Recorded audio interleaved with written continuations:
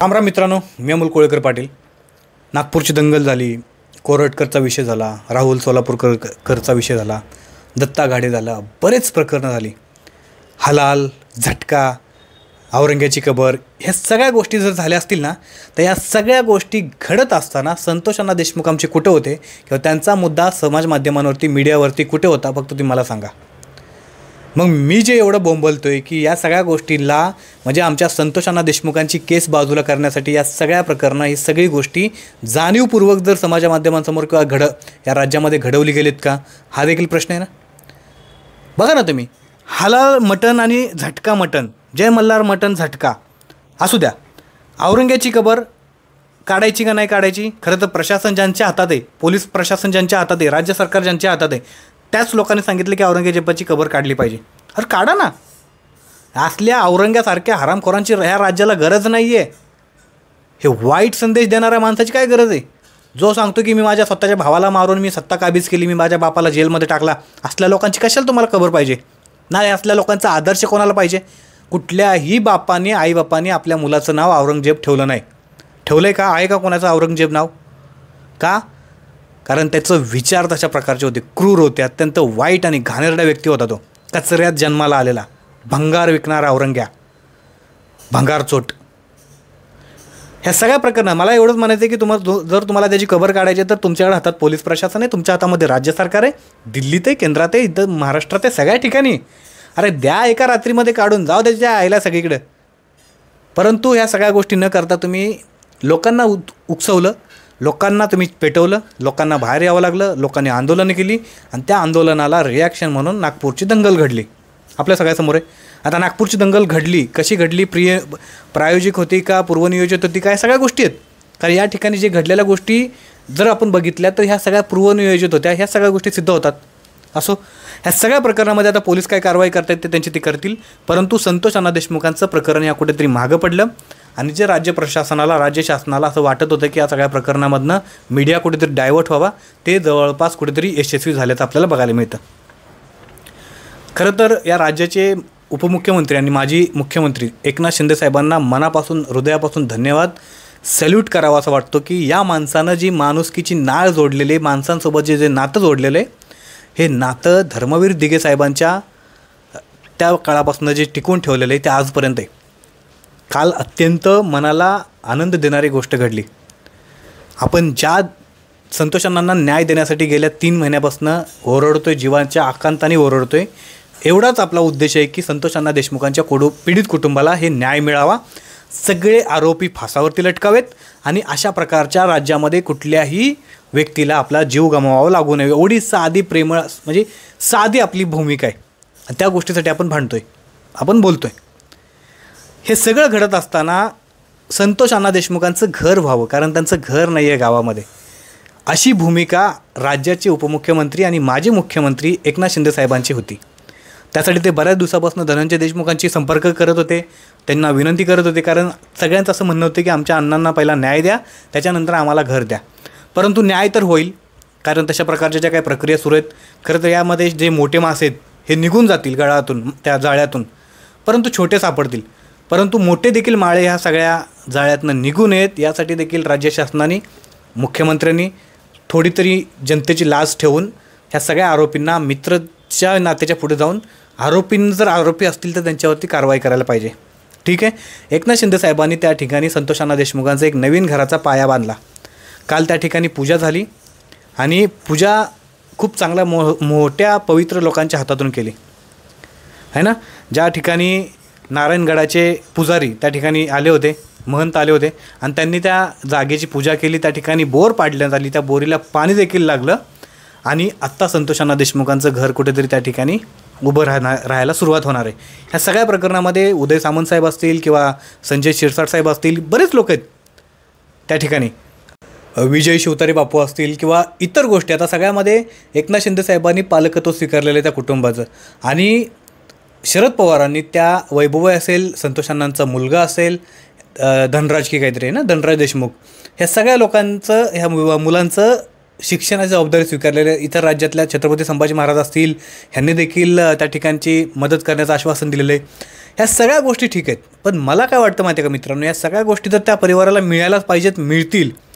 कारण त्या परिवाराचा एक करता धरता पुरुष गेलेला आहे, त्या आईचा मुलगा गेलेला आहे, त्या पत्नीचा नवरा गेलेला आहे आणि त्या मुलीचा बाप गेलेला आहे. त्याचबरोबर त्या गावाच्या विकासासाठी झटणारा, दिवसरात्र झटणारा एक सरपंच, चांगल्या विचारांचा सरपंच गेलेला आहे. खरं तर संतोष अण्णांचे विचार काय होते ना, हे त्यांचे जुने व्हिडिओ तुम्ही जर शोधून काढले सोशल मीडियावरती तर तुम्हाला ऐकायला बघायला मिळतील. किती चांगले विचार होते त्या माणसाचे, तुम्हाला ऐकायला बघायला भेटतील.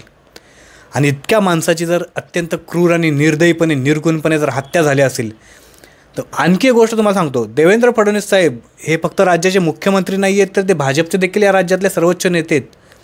आणि संतोष अण्णा देशमुख हे देखील भाजपचे कार्यकर्ते होते. ते बूथप्रमुख म्हणून काम करत होते. निवडणुकांमध्ये बूथप्रमुख म्हणून त्यांनी जबाबदारी पार पाडली होती.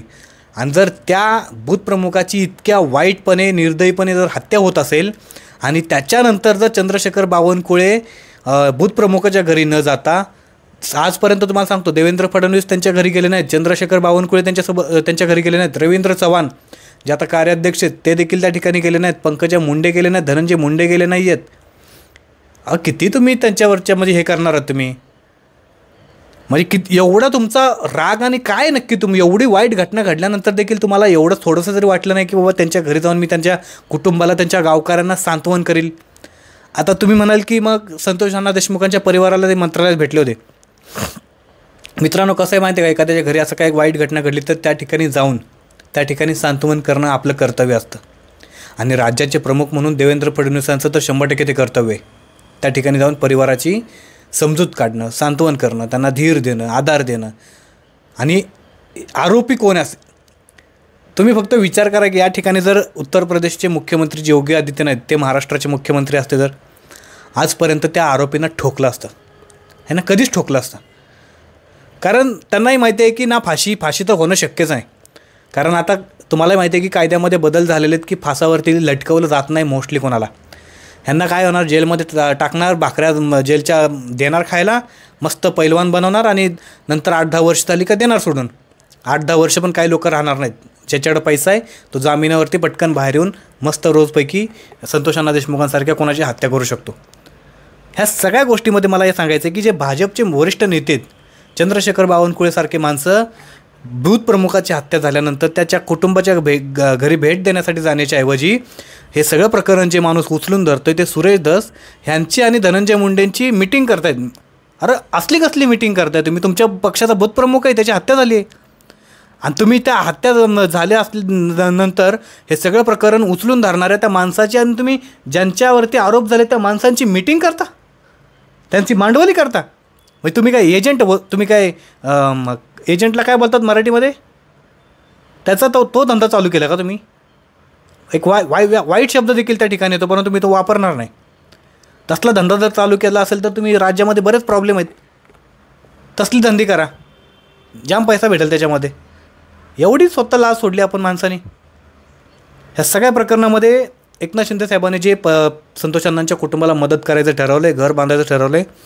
आणि जसं एकनाथ शिंदे साहेब बोलायचे किंवा आजही बोलतात, ते डेप्युटी CM झाले. पहिले तर ते CM असताना कॉमन मॅन समजायचे स्वतःला. आणि कशाप्रकारे त्यांनी लॉकडाऊनमध्ये या ठिकाणी आपल्या नवी मुंबईमध्ये म्हणजे आपल्या पनवेलच्या त्या ठिकाणी एका डोंगरामध्ये ते डोंगर कोसळलं आणि ते सगळं गाव कसं पुनर्विकास केलं त्या गावाचं.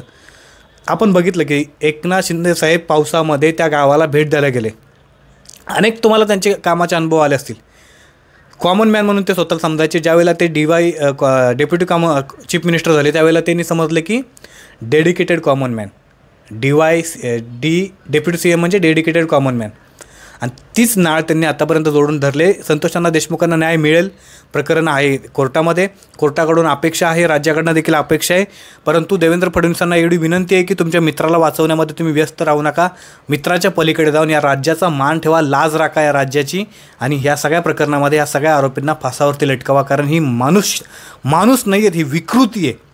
आणि ही विकृती ठेचली पाहिजे. कारण ह्यांच्यासारखं जर असं नाही केलं तर उद्या संतोष अण्णा देशमुखांसारखे हजारो बळी पडतील.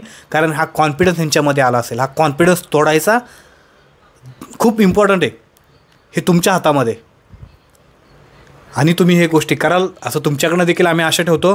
ह्या सगळ्या प्रकरणामध्ये संतोष अण्णा देशमुखांचं प्रकरण कुठं दाबण्यासाठी या सगळ्या गोष्टी समोर आणल्या.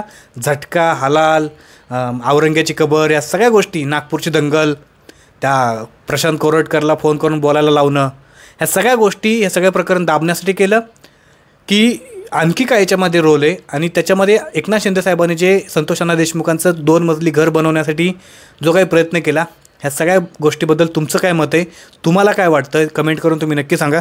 बाकी आपल्या अजून चॅनलला सबस्क्राईब नसेल केलं तर नक्की करा. जय शिवराय, जय मल्हार.